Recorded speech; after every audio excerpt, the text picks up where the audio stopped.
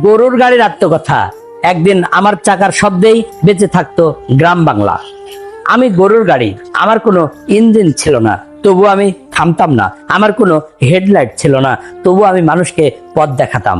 আজ আমি রাস্তার ধারে পরিত্যক্ত, কিন্তু একদিন আমি ছিলাম গ্রামের সবচেয়ে নির্ভরযোগ্য সঙ্গী। আসসালামু আলাইকুম, স্বাগতম আত্মকথা সিরিজে।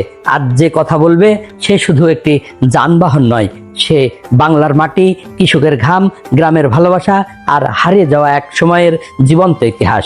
চলুন শুনি গরুর গাড়ির আত্মকথা।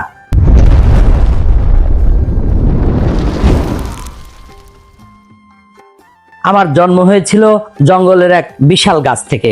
একজন কারিগর দিনের পর দিন পরিশ্রম করে আমাকে গড়ে তুলেছিলেন। তিনি বলেছিলেন, তুই শুধু গাড়ি হবে না, মানুষের ভরসা হবি।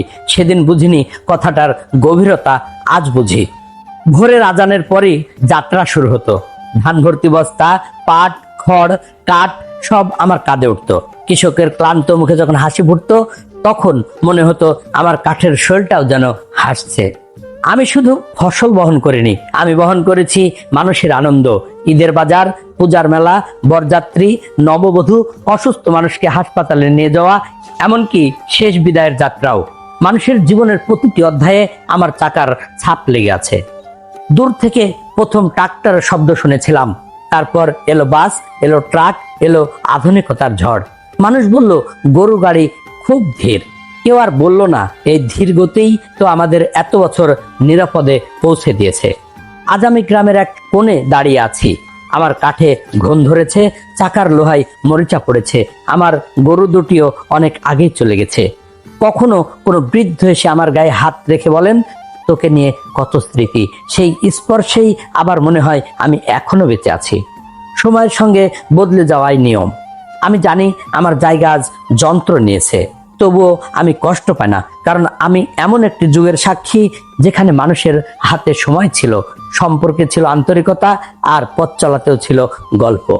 কখনো কখনো স্বপ্ন দেখি আবার ভোর হবে, দুটি গরু আমার সামনে দাঁড়াবে, একজন কৃষক আমার চাকা ঠিক করে বলবেন, চল সাথী মাঠে যাই।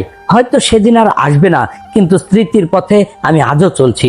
যতদিন বাংলার মাটি থাকবে, ততদিন আমার চাকার শব্দ মানুষের হৃদয়ে বেঁচে থাকবে। আমি গরুর গাড়ি, আমি ধীরে চলতাম, তাই মানুষ পথের সৌন্দর্য দেখতে পেত। আজ মানুষ খুব দ্রুত চলে, কিন্তু হয়তো পথের গল্পগুলো আর শোনে না। যদি কখনো গ্রামের কোনো পুরনো গরুর গাড়ি চোখে পড়ে, এক মুহূর্ত দাঁড়িয়ে তাকিয়ে দেখো। হয়তো সেখানে লুকিয়ে আছে তোমার দাদার পরিশ্রম, তোমার বাবার শৈশব, আর তোমার গ্রামের হারিয়ে যাওয়া ইতিহাস। যদি গরুর গাড়ির আত্মকথা আপনার হৃদয়ের দরজা খুলে দিয়ে থাকে, তাহলে ভিডিওটিতে একটি লাইক দিন। কমেন্টে লিখুন, শিকড়কে ভুলে গেলে ইতিহাসও হারিয়ে যায়।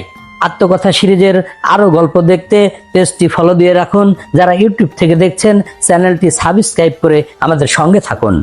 খুব শীঘ্রই ফিরে আসবো বাংলার হারিয়ে যেতে বসা আরেকটি ঐতিহ্যের হৃদয় স্পর্শী আত্মকথা নিয়ে। ততক্ষণ পর্যন্ত ভালো থাকুন, নিজের শিকড়কে ভালোবাসুন, আর অতীতের স্মৃতিগুলোকে হৃদয়ে বাঁচিয়ে রাখুন। আসসালামু আলাইকুম, আল্লাহ হাফেজ।